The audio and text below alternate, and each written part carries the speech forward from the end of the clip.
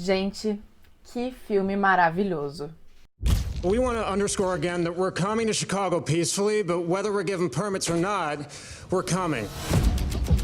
We're going to Chicago to protest the Vietnam War. Olá, seja muito bem-vindo a esse canal. Hoje eu vim falar sobre o filme Os Sete de Chicago, que conta a história de um grupo de homens líderes de movimentos estudantis e de revoluções em 1968 que foram acusados de serem os organizadores das manifestações que aconteceram na cidade contra a Guerra do Vietnã.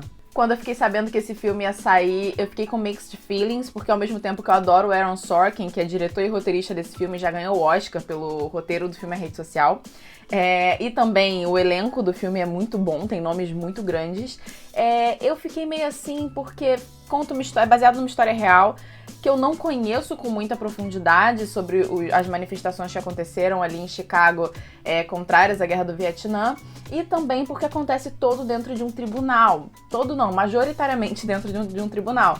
Então eu fiquei bastante insegura sobre se esse filme seria meio chato, seria meio cansativo, são 2 horas de filme, mas não foi, ficou maravilhoso. E nesse vídeo, 100% sem spoilers, eu vim falar sobre 3 coisas que me fizeram amar o filme, ficar super envolvida, me arrepiei várias vezes. Então assim, uma história que eu tava achando que poderia ser chata foi super envolvente e incrível.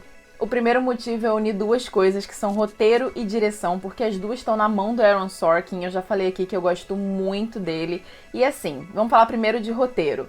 Eu fiquei muito impactada no início do filme, porque começa uma pessoa falando, e aí ela tá vivendo uma cena, e a fala dela emenda em outra pessoa, em outra cena, que emenda em outra pessoa, em outra cena.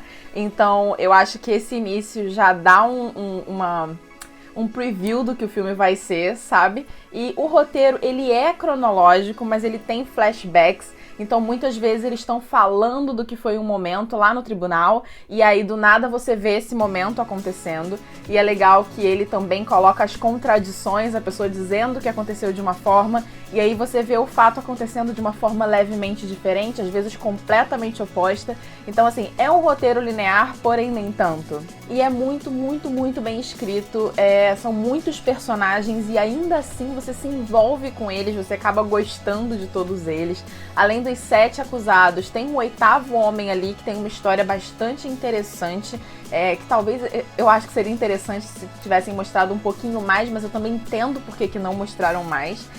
Nós temos os advogados, temos os promotores, temos o juiz, tem algumas pessoas ali periféricas que fizeram parte da história, e mesmo com toda essa quantidade de personagens, no início eu fiquei, será que eu vou lembrar o nome? Tipo, quando eles começam a falar um do outro, você fica um pouco confuso, porque você ainda não está tão dentro da história, mas sei lá, antes do meio do filme eu já sabia quem era quem, e eu já estava envolvida com eles, e eu já gostava de todos eles. Então assim, o Aaron Sorkin realmente conseguiu criar um roteiro super dinâmico, que te liga, te vincula à maior parte dos personagens. Então eu acho que isso é um mérito incrível dele. Outra característica muito legal do roteiro é que eles pegaram alguns acontecimentos bem específicos, bem pontuais, alguma coisa que alguém falou, algum comportamento dentro do tribunal ou fora dele, e colocaram no filme, então assim, de uma forma muito próxima do que aconteceu na vida real. Então eu achei esses detalhes muito interessantes. Se você fizer uma pesquisa rápida depois de ver o filme,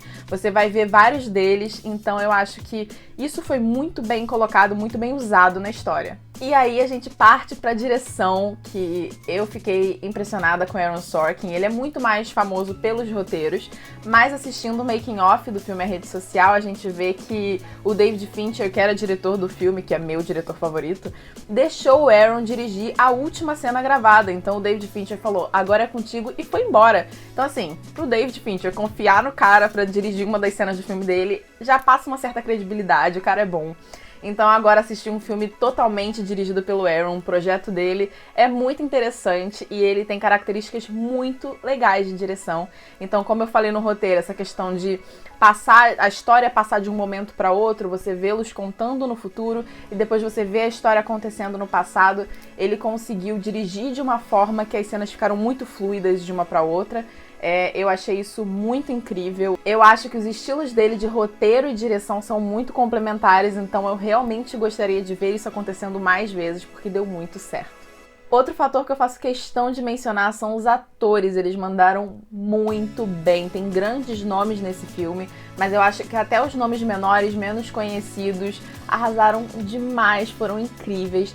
Porém, eu tenho destaque para duas pessoas, que são o Ed Redmayne e o Sacha Baron Cohen. Gente, eles estão impressionantes. São 2 dos 7 que mais tem destaque na história. E assim, os atores souberam fazer a coisa muito bem. Eu acho que o Sacha Baron Cohen tá meio que no mundo dele, que é um personagem meio loucão e tal. E o Ed Redmayne, ele tá bem diferente, apesar de fazer um cara meio coxinha, que é um pouco a vibe dele também. Mas acho que os dois conseguiram trazer traços diferentes pra esses personagens, meio que, mesmo que eles já estivessem ali no radar do tipo de personagem que eles fazem. Então eu achei muito interessante. Foram os 2 personagens que mais tiveram destaque e os 2 personagens que eu mais me aproximei na história. O personagem do Sacha Baron Cohen, pra mim, é o meu favorito do filme. Depois eu fui até ler sobre ele na vida real, então assim, o filme se aproxima muito do que aconteceu realmente na vida dele. Então eu fiquei bastante satisfeita com as atuações. Os atores entregaram muito, muito bem. E por último, mas definitivamente não menos importante, tá a edição. Eu não sou o tipo de pessoa que presta tanta atenção nesses aspectos tão técnicos como edição.